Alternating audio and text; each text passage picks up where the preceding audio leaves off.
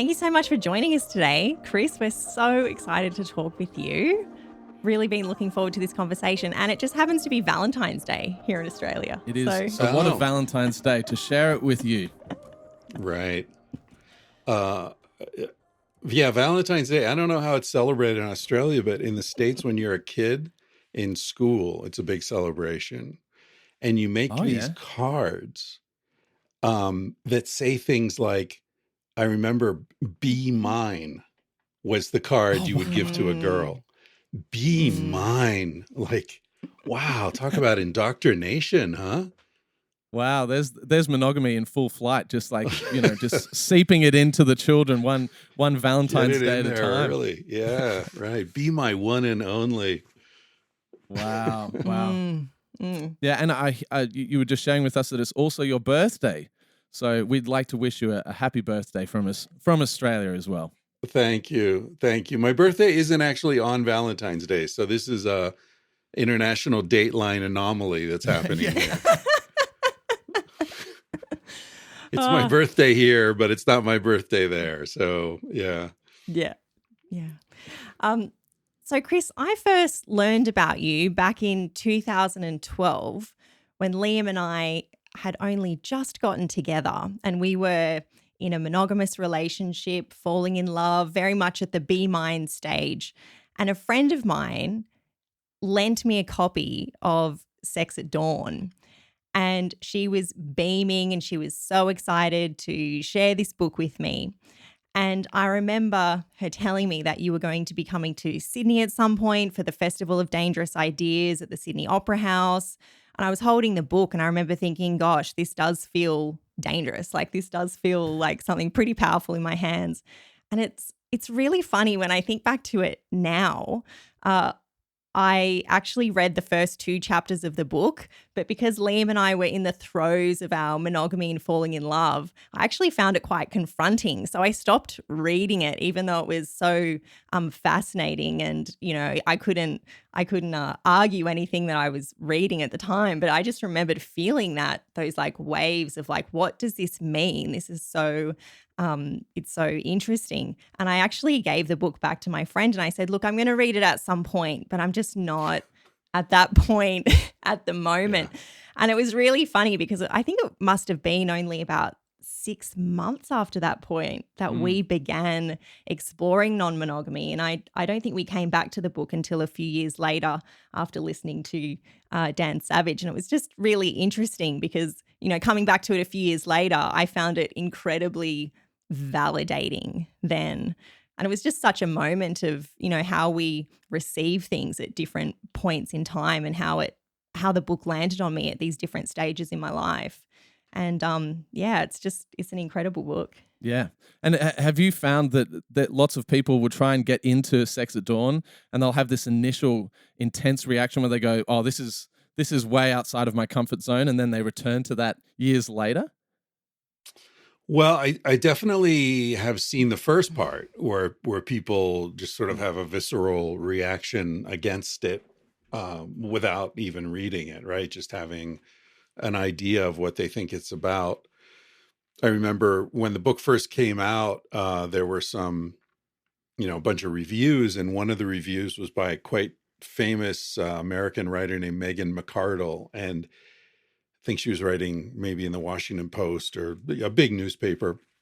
And she said in her comments, she said, she was very dismissive and, it's poorly written and poorly researched and, just really bad. And she said, and how can you write a whole book about non-monogamy without even mentioning the word jealousy? And I'm like, lady, chapter 10 is called jealousy. It's, it's like, you didn't even look at the table of contents, But even before the book came out, it was really interesting how, like, the whole process of publishing, because initially there was all this buzz around it and all these agents were like, yeah, this is great. This is going to really sell. And you could just see the dollar signs in their eyes, like a cartoon. And then, we went through all this stuff and like all these weird conversations where where people were saying things like, are you ready for the blowback you're going to get? Are you ready for, people are going to attack you and the Christian right is going to come after you. And it was like, what am I getting into here? This is really intense. And one publisher, I spoke on the phone with the acquisitions editor. This is a big publisher. And, he was super excited. This was on a Friday, I think. And he was like, I'm totally into this. I'm so excited. This is exactly the kind of book I want to work on. It's going to like challenge the paradigm and make people think and have an emotional impact. I can't wait to work on this with you. I'm going to call your agent Monday morning and we're going to make an offer, and I'm going to do everything I can to get this, because there was an auction. There were like different publishers who all wanted to do it, right? And he never called. He never called. So my agent's like, what the hell? So he calls this guy. I think he had lunch with him because he knew him. And the guy said, listen, I've been working at this publisher for 30 years. This has never happened to me. If I want a book, I make a bid, totally in my call. He said, I mentioned this book at a meeting Friday afternoon, and the head of the company said, we're not publishing a book about non-monogamy. Case closed. Wow. Forget it. Whoa. And he was like, I'm so embarrassed. This has never happened before. And it turned out the head of the company, like her husband had cheated on her.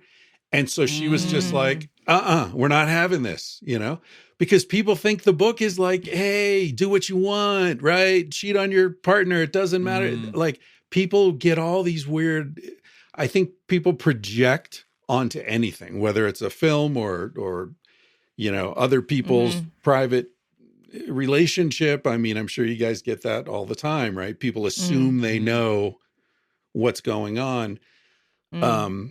But I think a book about sexuality, that process is even more kind of passionate and out of control. So yeah, I've seen the full spectrum, from the most complimentary, beautiful. I remember one of the first emails that we got after the book came out. It was very simple. I'll never forget it. It said, I'm a 68-year-old woman. This is the most important book I've ever read. I wish I could live my life over. Oh, wow. That was it. 3 sentences. Isn't that amazing? wow. Yeah. Yeah. Well, it's interesting. It's been interesting. Yeah. Well, the generational response. Like, I wonder whether people who are first encountering your book, as we did when we were kind of 25 years old, we have our whole life ahead of us. And it almost forms as like this beautiful confirmation bias. Like, we were already in this kind of non-monogamous mindset, but we felt like, oh, this book really speaks to us. But if you are encountering the book towards the end of your life, you're almost thinking, my whole life could have been set up completely differently if only I'd been exposed, to the books that these people in ivory towers and publishing houses are saying, no, this is, you're not allowed to publish this one. It's too dangerous. Yeah, it's very subversive, which is what attracts me to it. Both of my books, I think, are very subversive, but they're subversive, at least from my perspective, motivated to alleviate unnecessary suffering. So both, I mean, it's really the only thing that can motivate me to do the work necessary to write a book, right? Is when I feel like people are suffering because they don't know something that I know. So I can share this with them in as entertaining a way as possible, and their lives will be better for it. I know that probably could sound very arrogant, but I don't feel like I don't know that many things. I've only written 2 books. Maybe that's the key, right?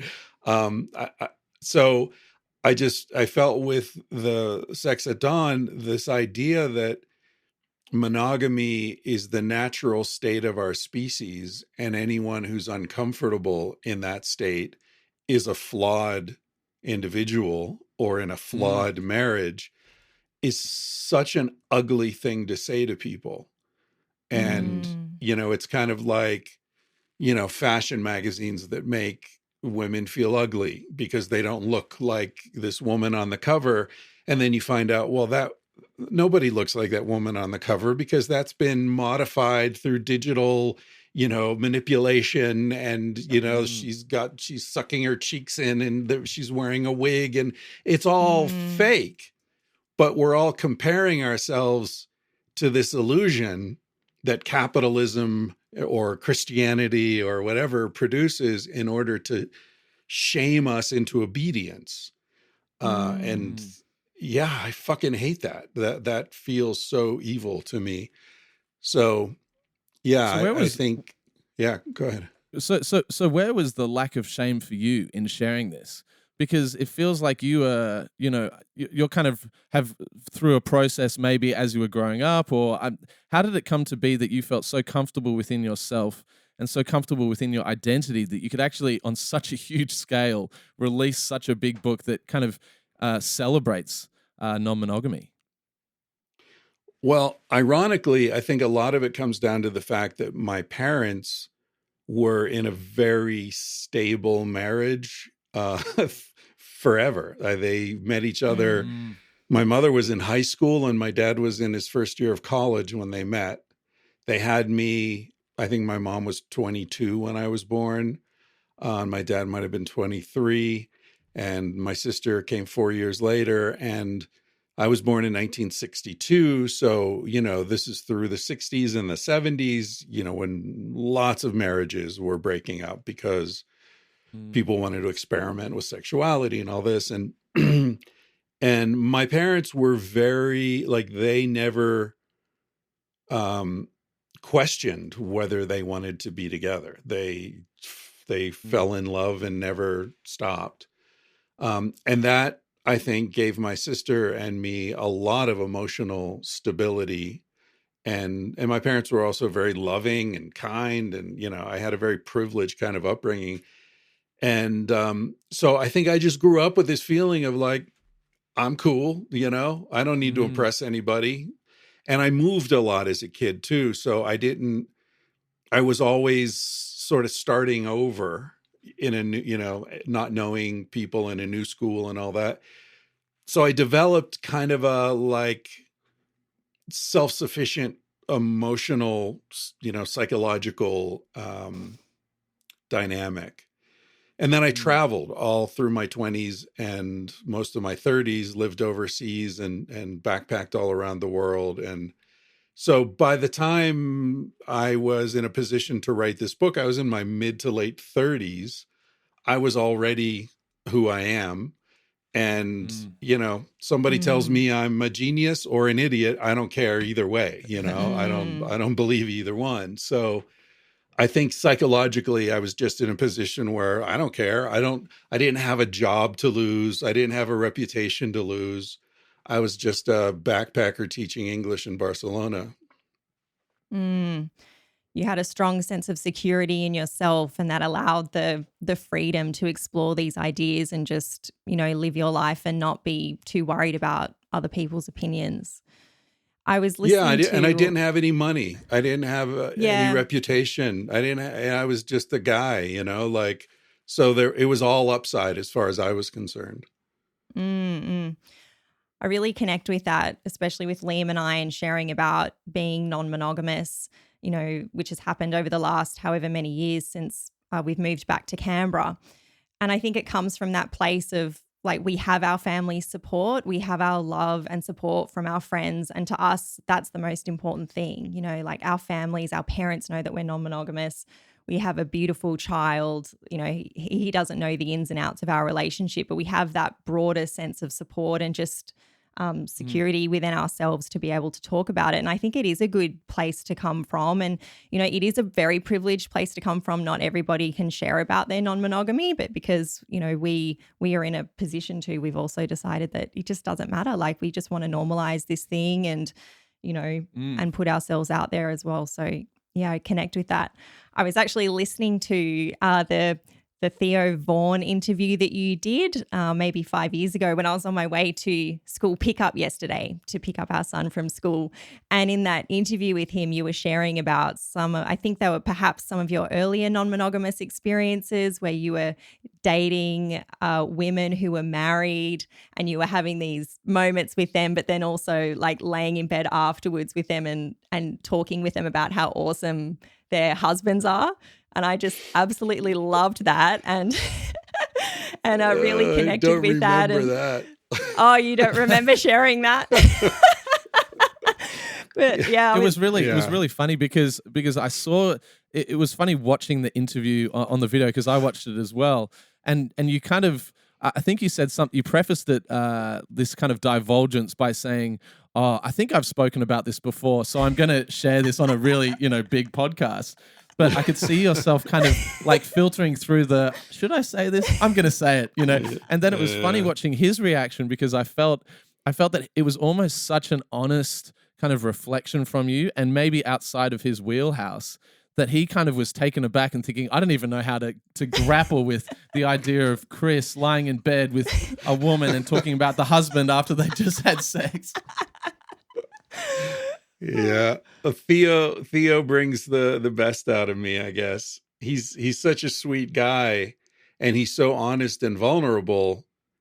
That you just want to, you sort of want to match him. God, he shares so much of himself. Like, well, this is what I've got. I guess I might as well share it too. Yeah. Did you have any moments after that interview where you thought, oh, maybe I shouldn't have said that? I have moments after every interview where I think that, or even my own podcast where I'm just talking to a microphone alone in my room here. It's, but I feel like getting back to what I was saying about the motivation for the sort of subversion of these sort of shaming narratives. I agree with what Abby was just saying. And I really admire that. Like, I think that people need to be willing to say, look, this is how it is. And I'm not hurting anyone. And, I'm operating at a high ethical level here, probably a lot higher than most of the people who are judging me. So, okay, if I'm going to get blowback, I'm going to get blowback. Let me take it for the team, because there are a lot of people who are a lot more vulnerable who, they have too much to lose. They'll get fired from their job, or they'll be, their family will disown them. Or I really admire, I've had a lot of very close friends who were gay men. And I think one of the reasons is that I really admire these guys. Like, they have gone through a hell of a lot in order to just be themselves, And so I almost look at this, what you guys are doing and what Casilda and I tried to do with Sex at Dawn is like, okay, we're privileged to be,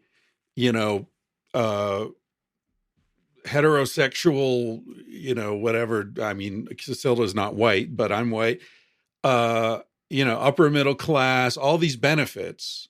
But we have a coming out as well. And it takes a certain amount of courage to step up and say, look, this is how it is. This is how I am.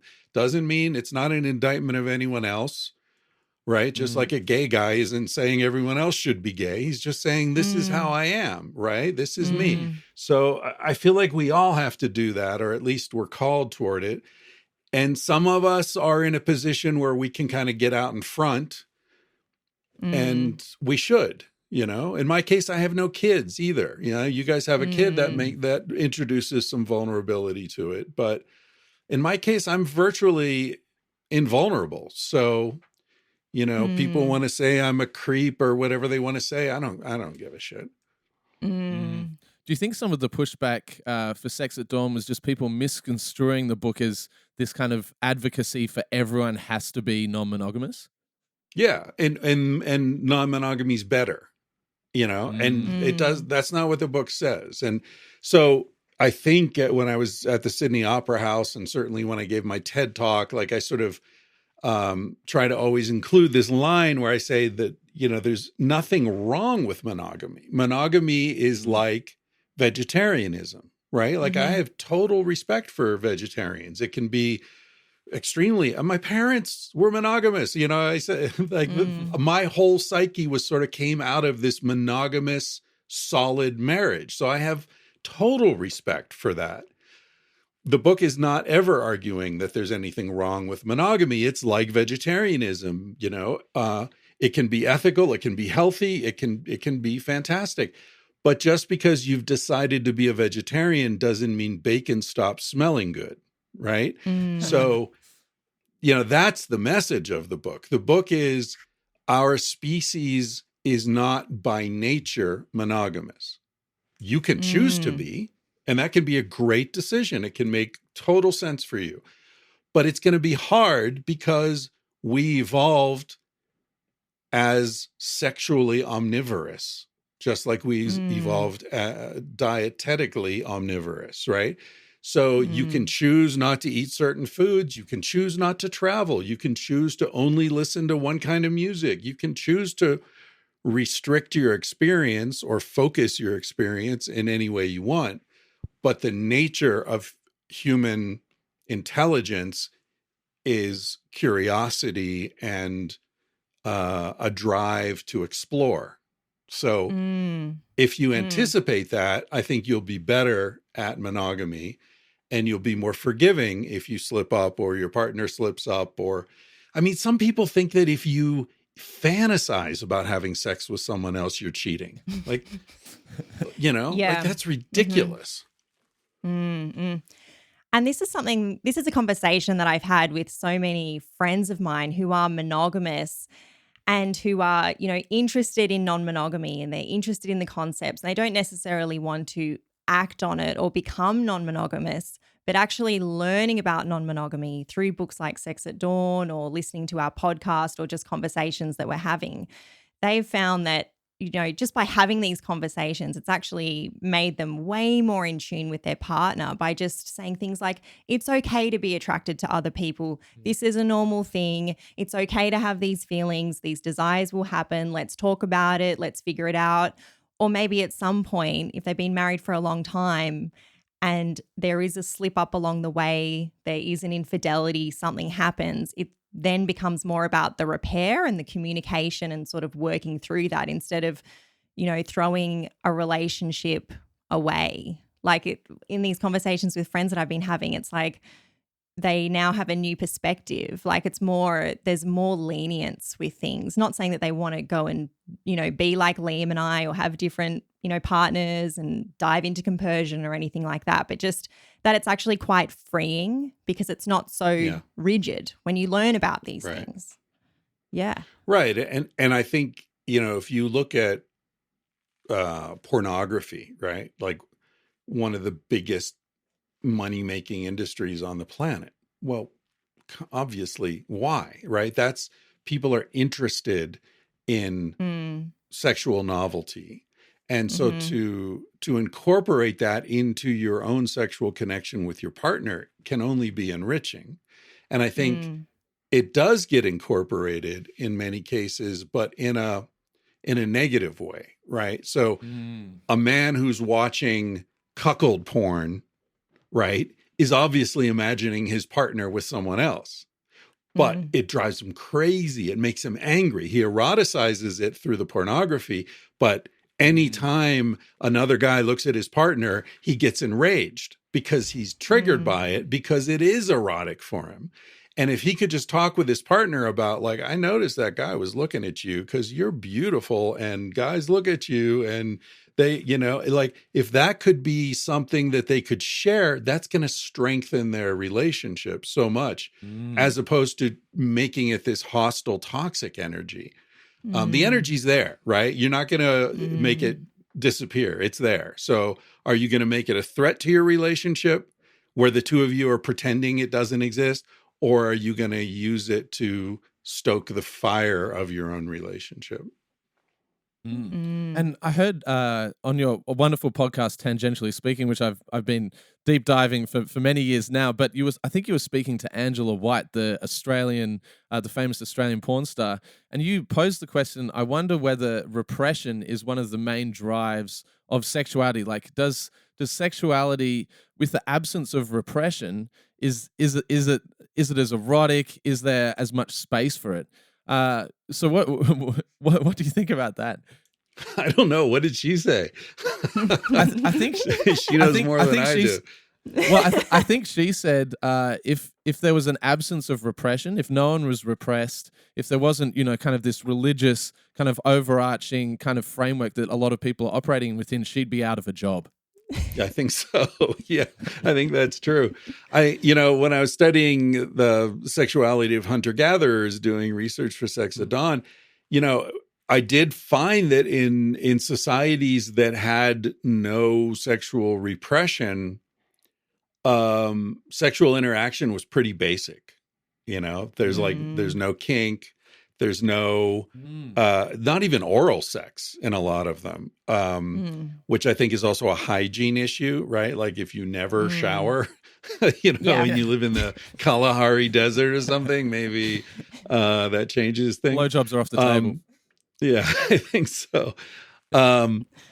So there is the possibility that it actually enhances our sexual experience. But it's hard to know, because it's so hard to find examples of societies that don't have some sort of repression. But I do think, sort of merging this point with what we were just speaking about previously, pornography and all that, I feel like there's something very erotic about truth. So I do feel like something that can, that sort of holds for fetishes and kink and porn and all this. I feel like people are looking for truth about what turns them on. And I think the reason it turns them on is probably because it's forbidden in some way. And if it weren't forbidden, then it wouldn't have that kind of erotic impact. Yeah.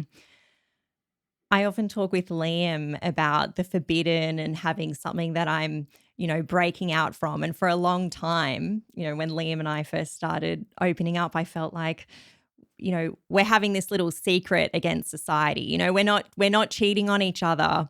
We're fully consensual, everything, we're fully across everything together. But there was something in me that has just loved doing the wrong thing. It's like we have this open relationship. This is not how we're meant to be doing it. And, that was like a really fun obstacle to sort of work around, which really has fueled the desire. And I often think about with the mass sort of, normalization or non-monogamy and polyamory becoming way more at the forefront with the cultural change, there's that part of me that's still like, oh, but I still want it to be a little bit wrong because, then I'm going against what I'm meant to be doing, Right. And I'm on the train to help, normalize this situation. But yeah, it is something funny that Liam and I talk about because, it's fun to have it. I think a lot of gay couples have confronted that, right? With the legalization of gay marriage.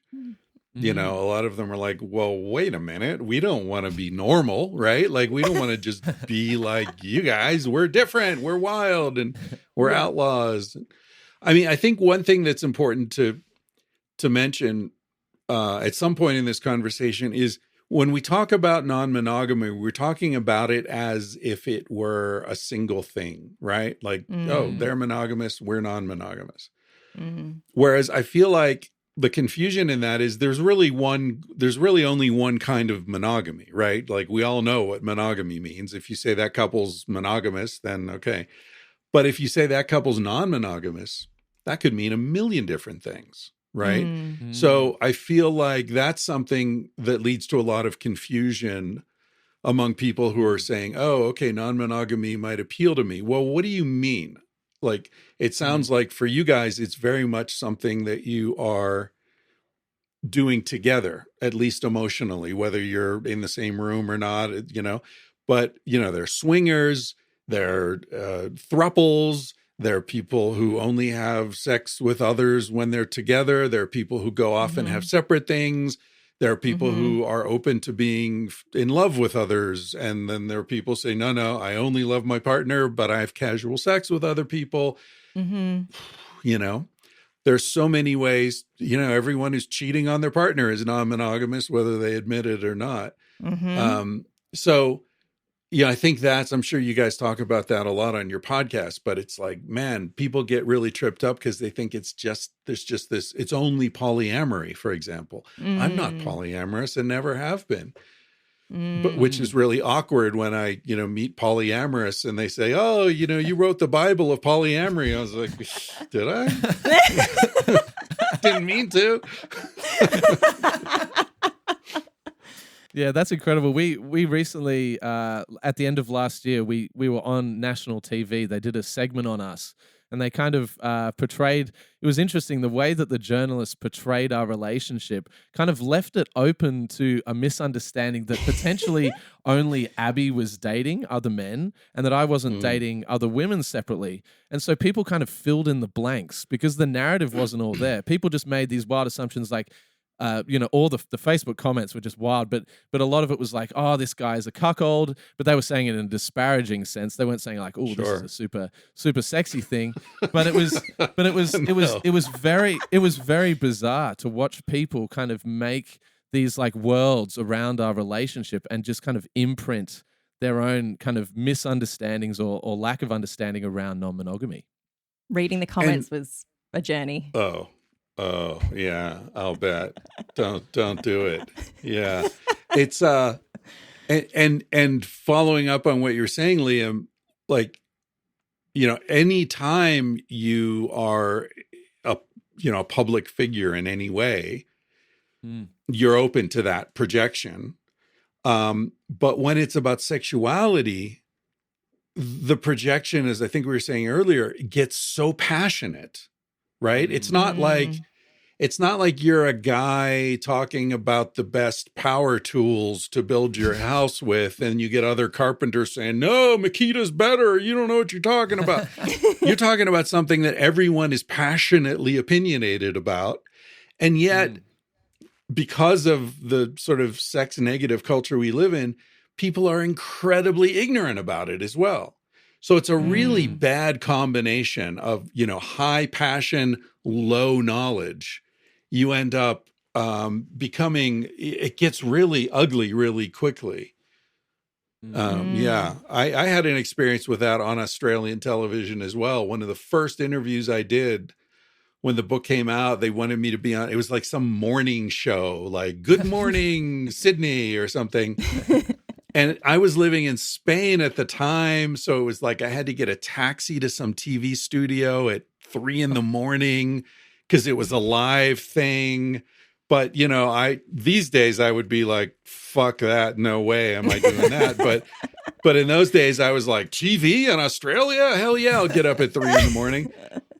And it was just this horrible, like these cheesy morning TV shitheads, and they had some like Catholic priest on.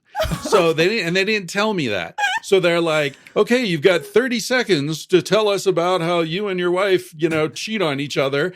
And then the Catholic priest spoke for 5 minutes about, you know, what a sad and pathetic figure I was. And they're like, okay, thank you, Dr. Ryan. And like, oh man. And somebody sent me an email and he said, like, I just watched this thing on Australian television. I'm Australian and I want to apologize for my country. Oh, that's beautiful. Like, yeah, thank you.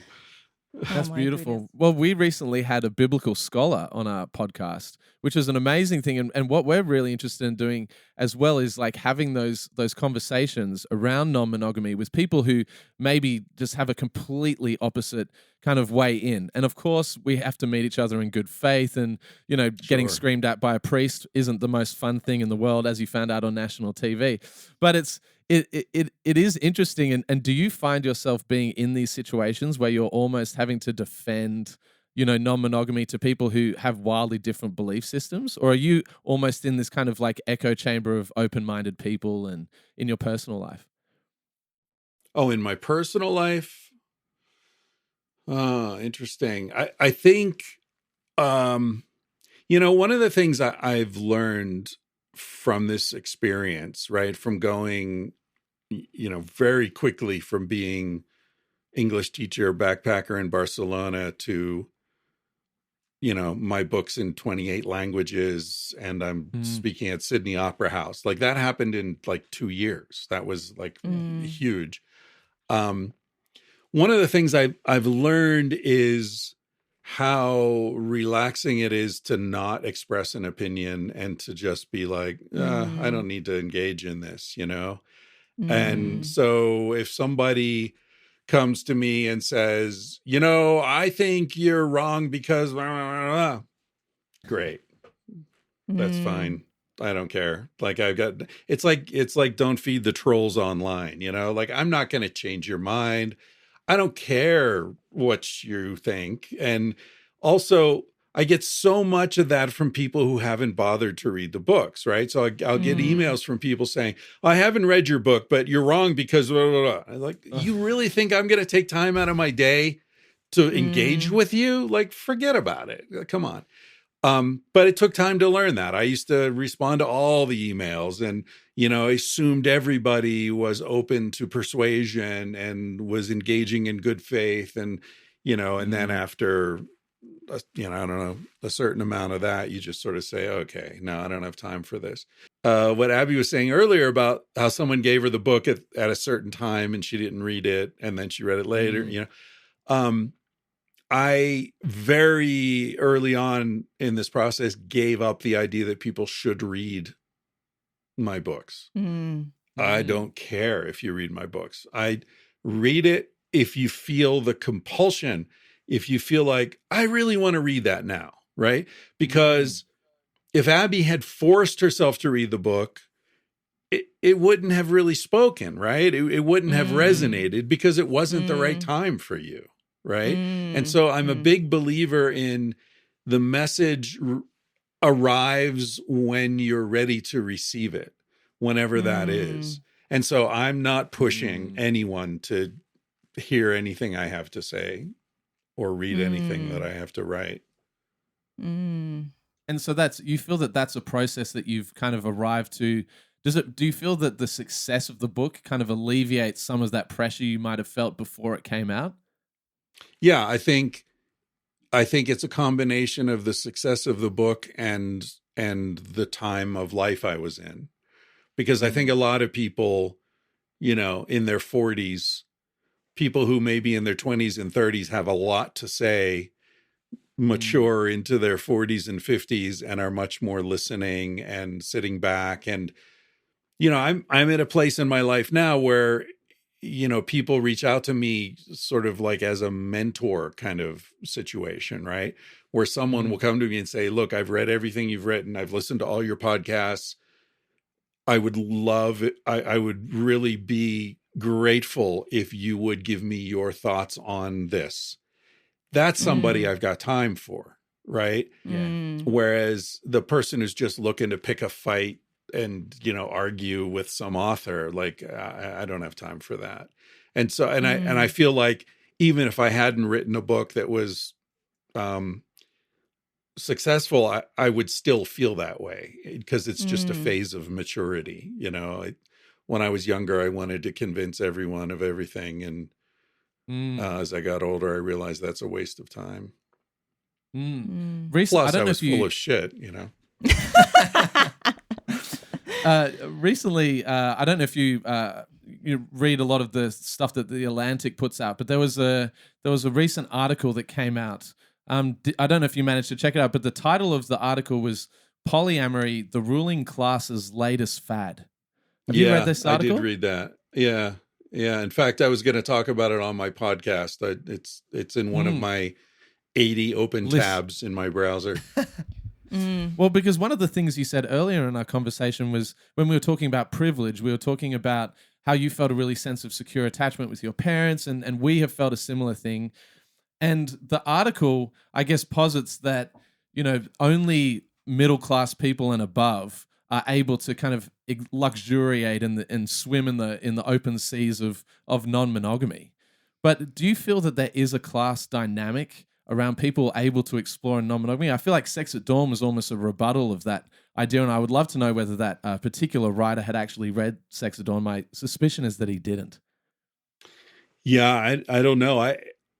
I read it when it came out, which was 2-3 weeks ago, something. So my memory's not super sharp on it, but I do remember at the end of the article, like the last couple of paragraphs, the author talked about someone, I think, who was physically disabled, who found a support network through non-monogamy, and it really helped that person's life because they felt like they had kind of a tribal family in a way that came out. But the rest of the article was all just, pissing on it as a, consumerist kind of very hyper individualized, selfish expression. And I felt like, maybe the editor was like, well, you better slip in a little bit of, on the other hand. But I think that, that's one of the reasons that I wanted to talk about how there are so many ways of being non-monogamous, right? I felt like that article was kind of a straw man attack because it postulated that, Silicon Valley polyamory with your Google Calendar and your, hyper scheduled high-tech existence is non-monogamy, which is absurd, right? That's just what's getting attention from that segment of society that writes and reads The Atlantic. But, in fact, lower classes are traditionally more non-monogamous because they don't have the concern with property rights, right? So like so many other things, like Victorian England, I remember writing about this, how our understanding of Victorian England is this like very prim and proper and, highly repressive of sexuality, applied to from 20% to 80% class in terms of class, but below the lower classes did whatever they wanted because they didn't have anything to lose. And the very upper classes, the lord of the manor is sleeping with all the maids and, has concubines and not so much for the women, but certainly for the men, like none of this applied. None of these rules applied to them.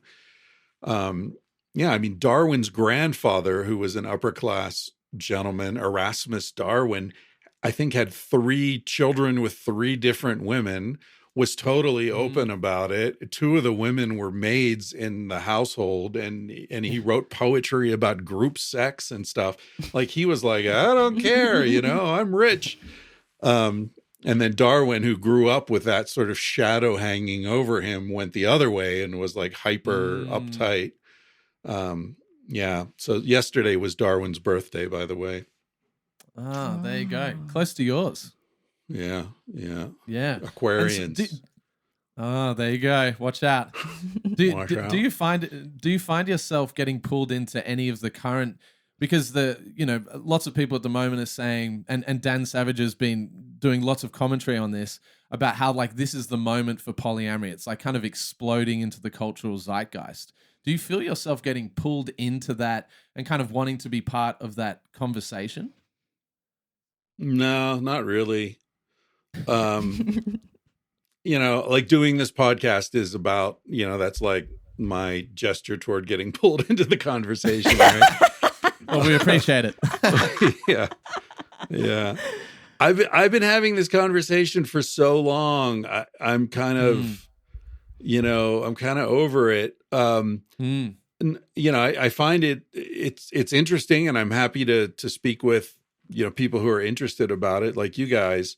But I don't feel any need to sort of place myself in the dialogue. If someone wants to reach out to me, I can be responsive, but I'm not. I remember, after Sex at Dawn came out and was very successful, and I was considering whether or not to pitch another book, and I or maybe it was after the second book, I don't remember, but I was talking with an editor at Simon & Schuster's big publishing house, and he was like, you can do it. Now's the time, right? Everyone knows you. You're in all the newspapers. You're on TV. You're in this and that. Like, pitch a book. Let's do it. Let's do it. And I was like, yeah, I don't know, man. I think I might just go travel for a year or two and kind of chill out. And he was like, and I remember he looked at me with this kind of like incomprehension. And he said, don't you want to be part of the national dialogue?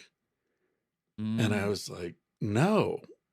I want to go sit on an island in Thailand for the next 6 months, like be part of the national dialogue? No, fuck that. Yeah. So the problem is that this stuff I write about, the hunter-gatherers and the lack of ambition and the egalitarianism and the just relax and enjoy your life thing, I believe that. That's actually how I live. So I don't really feel any compunction to go out and write another book and make more money and get on TV and, go back and do another TED Talk and no, I've been there. It's really not worth the trouble, most of it. One of the things that I enjoy about non-monogamy and exploring non-monogamy has been how it's, opened me up to other conversations about different topics as well. As you're saying, it's not everything has to be focused about non-monogamy, but for me, it's like the Venn diagram. I'm really interested in like the Venn diagram of people who will practice non-monogamy and their other interests. And I've noticed that there's a lot of sort of awakening in the world of psychedelics and, MDMA and the sort of connection as well with non-monogamy and that space. And, I know some people who have, started exploring psychedelics, and through doing that, other structures are starting to break down around them, and they're sort of being more open to, non-monogamous mindset, whereas before they hadn't necessarily been thinking that way. So I'm sort of interested in your thoughts around that. Have you, a lot of non-monogamous people, I'm sure, and, are across a range of things. And I'm interested, have you noticed much of a connection between psychedelics and non-monogamy? Yeah, certainly in my own experience, before I got into this research into human sexuality and prehistory, my primary interest was psychedelics. And I wrote a lot. I had a column in a Spanish magazine where I wrote about pioneers in the psychedelic movement. And I was invited to the first ecstasy conference in 1999 in Israel at the Dead Sea Hyatt Hotel, where I met Sasha Shulgin, who invented MDMA, and all these famous researchers. I was invited to the 100th birthday party of the man who invented LSD. So I knew all those people. That was kind of like my main focus. And then I got into the sexuality, and I do feel that there's a lot of overlap, right? Because they're both subversive, right? They're both areas where you're looking at this dominant paradigm and saying, this is the accepted understanding of reality, but is it really reality, right? And I think psychedelics encourages you to sort of look a little more deeply into things and realize things are more arbitrary than they may seem.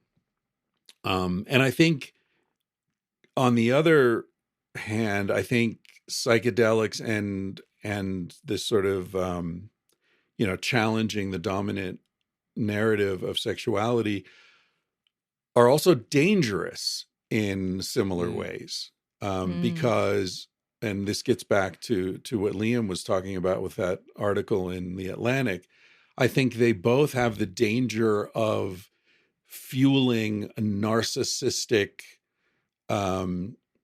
ego expansion, right? Where someone who goes to Peru and does ayahuasca a few times, comes back to Santa Monica and tells everyone they're a shaman and starts charging lots of money to guide you on your journey. And like, it's especially, I feel like the American mindset combines with these things in a way that can be very pernicious. You know, because we turn everything into a fucking product, and we, you know, next thing you know, there's a website and a copyright, and you know, it turns into some kind of a pyramid fucking scheme. Oh my God. I was going to say passive income, but it's the same thing, you know. Tim Ferriss gets his hands on it, and the next thing you know, it's, you know, the 5-hour, you know, millionaire ayahuasca course being taught online. I remember I was talking with a Spanish friend of mine years ago, Dr. Rubio, and I was teaching him English. He was an oncologist, and anyway, we were talking about the difference between Spanish culture and American culture, and he said, Chris, the thing about American culture is you have no sense of the ridiculous. And I said, what do you mean? He's like, he's like, you guys, you're just free to do anything, no matter how ridiculous it is. Here in Spain, like, we know, like, don't do something ridiculous, and we know what's ridiculous. Like, we know how to be Spanish, but you guys just make it up as you go along. And I remember at the time George Bush was president, the younger one, and they were invading Iraq and doing all this stuff. And he was like, you know, George Bush could never be the president of Spain. Like, he's too ridiculous. He's ridiculous. But he said, but also Jimi Hendrix could not have been Spanish, right? He could only be American. Like, you know, so anyway, I don't know where I'm going with that, but I do think there is a lot of overlap between psychedelics and challenging the dominant paradigm of sexuality. I found, interestingly, when Sex at Dawn came out, I got invited to give talks a lot. You know, people would get together and raise money and fly me to Vancouver or Seattle or whatever to give a talk. And I found that a lot of these groups were people in tech, you know, and what I saw was that in technology, in high tech, and also, by the way, Silicon Valley and psychedelics, there's a real strong argument that Silicon Valley wouldn't exist without psychedelics. You know, that the whole Apple, I mean, Steve Jobs took acid famously, you know, and a lot of these people sort of had their consciousness expanded by psychedelics before they started inventing things and thinking about, you know, the future of technology. But I did find that there were a lot of people who were interested in sort of hacking their relationships, who were hacking other things, right? They were thinking outside the box in terms of how to work, how to play, how to eat, how to exercise. And so it's just a natural progression, like, hey, let's rethink relationships. Let's sort of, you know, take this back to basic principles, right? What is a relationship? Let's start from there, from the ground up, and ignore all this cultural overlay that's accumulated over the past several hundred years, and you know, and try to redesign this from the beginning. And now, having said that, I think there are really interesting sort of you know, entanglements in terms of psychedelics and technology and relationship innovation. But I also think it's interesting that a lot of these people were probably on the spectrum in terms of Asperger's, autism, which typically results in high intelligence, but maybe a lower emotional resonance with the culture, in such a way that for them, maybe jealousy and insecurity weren't as strong an issue as they would have been for other people. You know what I mean? So it's like if someone who's super left brain rational looks at a relationship and says, well, of course, why should she only be with me? I'm not, I don't provide everything. Blah, blah, blah. Of course she's going to see other men. Of course, that makes total sense. Like, let's do it. Right. There's not that emotional, like, what if she leaves me? There's not that kind of freak out factor. Yeah. With the advent of this kind of increased visibility for psychedelics and now I guess non-monogamy coming to the forefront as well, I know you wrote that incredible book, Civilized to Death, and I'm interested in your thoughts about where we're going in terms of the future.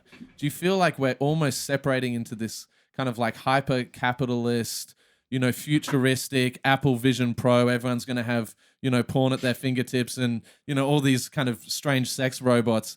And then there's going to be this kind of opposite end of the spectrum, which potentially maybe you see yourself on, you have this incredible lifestyle where you love traveling and you love meeting people, and your podcast is centered around having these beautiful conversations with a really diverse range of people. But where do you think we're heading? If you were to put, if you were to kind of posit some guesses.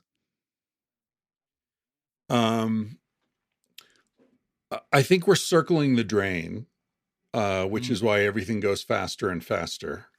I feel like, and I think there is a split. There's a fork in the road. I don't know how far up the road it is, but I do feel like there is a fork in the road.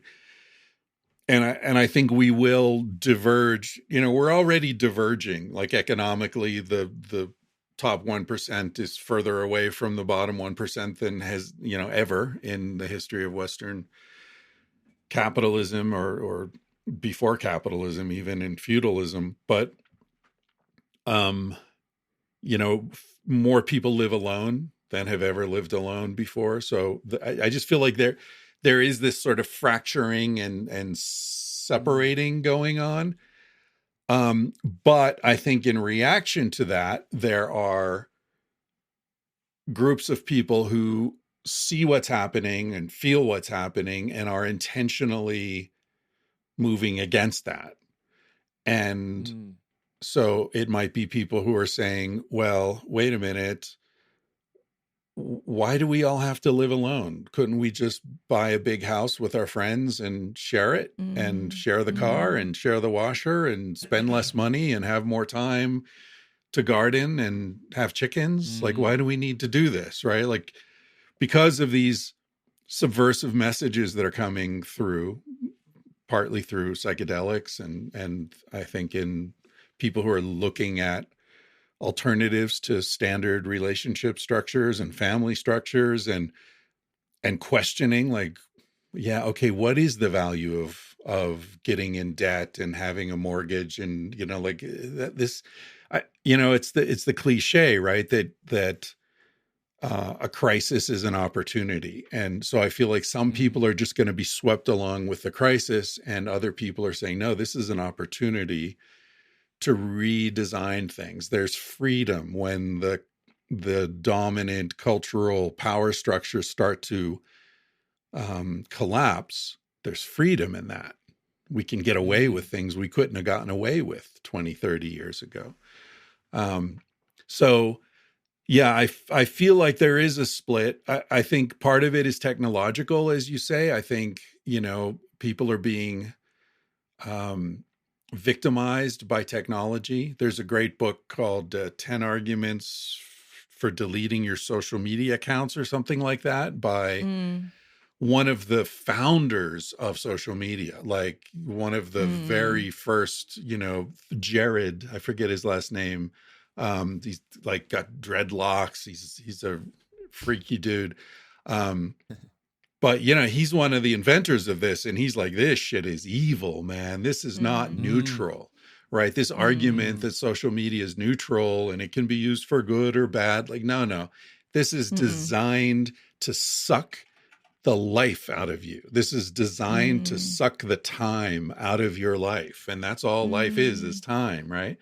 And so I feel like people are being victimized by this, and that's creating this backlash. And some of the backlash is being channeled in really constructive ways. And I think that is part of the schism that's happening, that people are stepping away from the technology, stepping away from the processed foods and the high stress, lifestyles and all that stuff, and saying, wait a minute, because the crisis is, we know, or people your age and younger know, they're not going to have the advantages that your parents had, right? Like we can see the party's coming to an end, right? This isn't, this is the stage where the ashtrays are all full and drinks have been knocked over and, there's a guy puking in the corner. That's that stage of the party is where we are, So, people are having fewer kids. They're really rethinking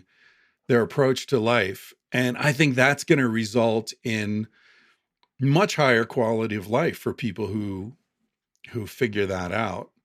But I feel like we're in for a really rough road. I think this year in particular is going to be monumentally strange. I felt that when we recently watched the trailer for the Apple Vision Pro, as impressed as I was by the technology. And, when I was watching it, I was seeing, you can tell whoever designed this has been taking psychedelics. It's basically stepping into that other reality. And then I was thinking about relationships. I was thinking about non-monogamy. I was thinking about how this could be a way for monogamous people to be in non-monogamy without actually being in non-monogamy, about how we might start creating our own perfect partner. I was thinking about our son and the future of relationships for him. And it made me want to throw my phone in the bin. I had a complete reaction to it. It felt like the beginning of the end. I was like, I don't want to step into something where I'm, in this manufactured photo of nature. I want to be in nature. And Liam and I we are discussing Instagram and, the benefits and the, the negative effects of it and how we can sort of fit in with that. And also with all of the different non-monogamous relationship influences as well. And, well, there is that sense of commodification of everything, and you almost need social media as the place where this is all kind of situated. And it's almost feels like a little bit of a necessary evil. And I don't know whether you would feel this with your podcast, but of course you have an Instagram account with 40,000, 50,000 people following, and that is a way that people who might not necessarily be able to hear your podcast, it's actually a way for them to connect in with you and for you to kind of have the ability to cross country lines, to reach people in probably really obscure parts of the world who are able to access your thoughts. But have you ever thought of just going, fuck it, I'm going totally off grid. I'm a mountain man. If you want to come and see me, I'll be at this mountain at my Sex at Dawn retreat, and that's the only way you're going to hear my voice. Yeah, I've definitely thought about it. But the truth is that I really like talking with people. I especially people who aren't famous, who don't think they're very interesting, but they are. And sort of seducing that out of them is so gratifying. And, I just feel like it's what I was born to do in some ways. And the fact that however many people listen to it around the world, and at this point, I don't think my audience is growing. I think it plateaued years ago, and people who are listening now are they've been there for a long time and they know what they're getting and they dig it. And it really feels like a community. And so every time I think about walking away from it, or even if I mention it on the podcast, I've been doing this 12 years or 13 or whatever it is now. And, I'll just get emails from people and the strangeness of it is that it's so effortless on our side, right? You guys are in your house, right? You You just walk, your bathroom is 5 steps away. And yet you just sit down and you do this, and then you press a few buttons. And there are people in Iran who listen to my podcast, like, because I encourage people to go to Substack, and, but I always say, like, if you can't afford $5 a month and you want the bonus material, let me know. And I get these emails from people in Iran saying, yeah, we can't use credit cards because we're in Iran. And so we're not part of the international banking system. Like, people in fucking Iran are listening to me sitting here at my desk, and I am wearing sweatpants that I haven't changed in 3 days. Like, what is going on? This is such a strange world, So yeah, there are definitely upsides to the technology. I think podcasting is one of them. And you're right, the whole social media thing, that's a way to get the word out or for people to find you. But honestly, I don't even really do social media. My partner does that. She's 35, so she knows she just does it with her thumbs and it all works. And so I let her handle the Instagram anyway. But you're right. It's a double-edged sword.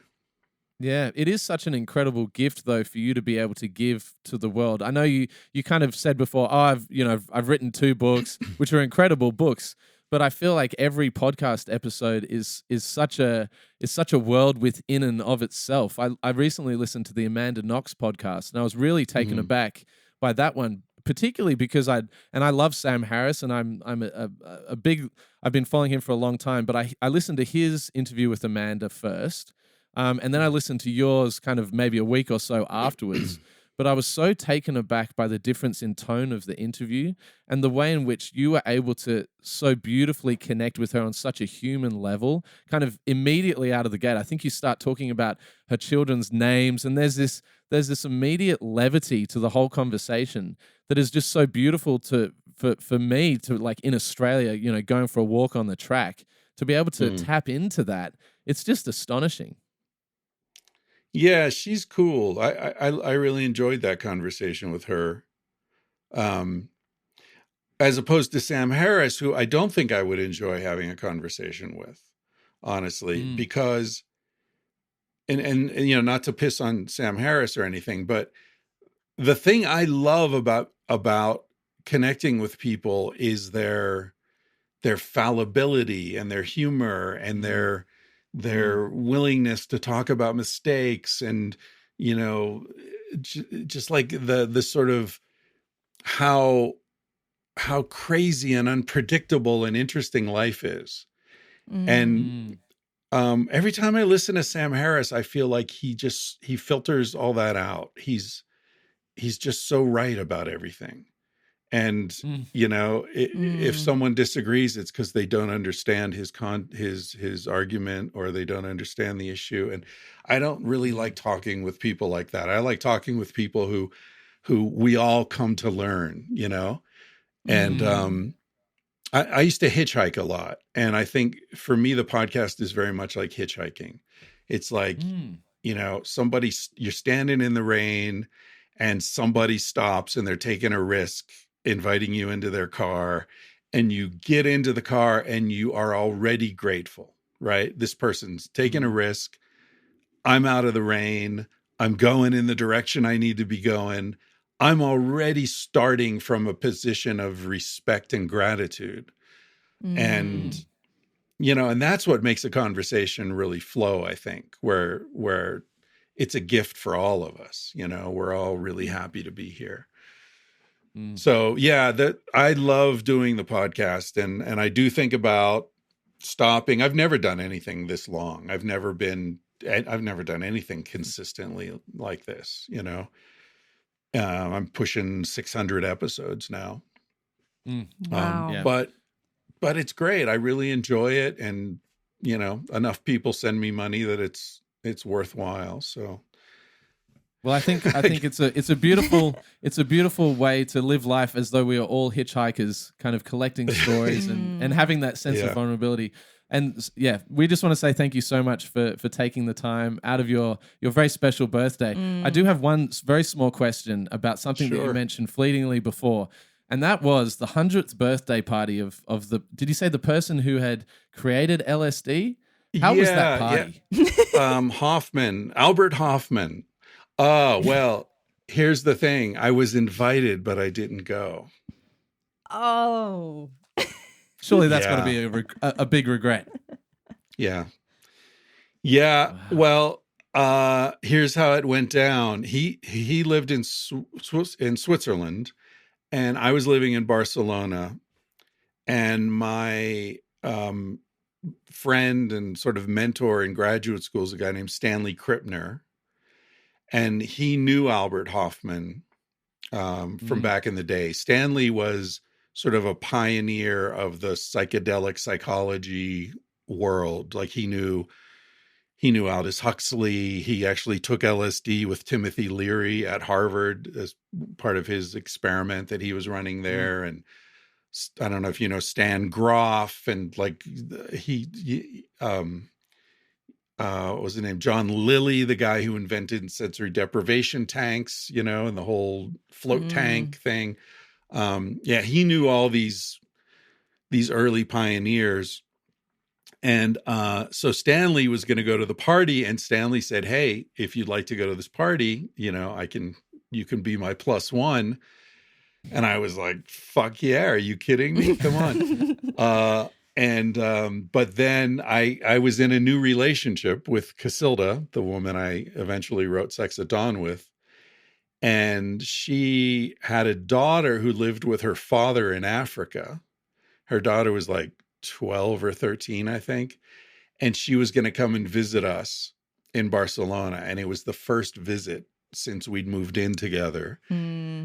So it was a big deal, and for me to just be like, "Hey, nice to see you, kid. I'm off to Switzerland." That wasn't working. And so I stayed and hung out with her, and I have no regrets, but yeah, that was a tough party to say no to. Wow. Well, in terms of how our listeners are able to find out about all the things that you're offering in terms of your podcast, would you like to give some plugs? I know you've got this incredible retreat coming up as well. No, they just have to come to the mountain I'm on in Colorado. That's the only way to access my wisdom. Amazing. Yeah, no, I guess the easiest way to find me is chrisryan.substack.com. That's where the podcast is and things I write. I'm on social media. I'm on Twitter and Instagram as that Chris Ryan. So yeah, they can find me there. I'm around. Just Google me. I'll pop up. There's another guy named Chris Ryan who writes books about military stuff. That's him. Not me. Not me. I'm that Chris Ryan, not the other Chris Ryan. Amazing. Oh, well, thank you so much for this conversation today. It's been so interesting, and we're going to be talking for days about this. Yeah, and we'll come find you on that mountaintop, Chris. We will. You guys should come to Montana. Yeah, that would be that's a wonderful retreat. It's with Cameron and Melaine Shane. Cameron, I've had Cameron on my podcast. He's a real character. He used to be Charlie Sheen's bodyguard. Talk about a weird job. Yeah. He would fly around trying to keep Charlie Sheen out of trouble. He taught movement to like the entire cast of Friends, like Jennifer Aniston and all these people. And yeah, he's a hilarious guy. He's got like 4 or 5 black belts and all these different martial arts. And he's a awesome dude. Anyway, he and his wife have this retreat center in Montana, and Anya and I go up there once a year, and the 4 of us do a thing together, kind of combining discussions of sexuality and relationship and alternative lifestyle with movement and martial arts. And so it's a, whole mind body merge kind of thing. And that's been a lot of fun. So yeah, you can find out more about that on my website or just drop me an email. Incredible. Thank you so much, Chris. Oh, thank you. Yeah, I enjoyed chatting with you guys.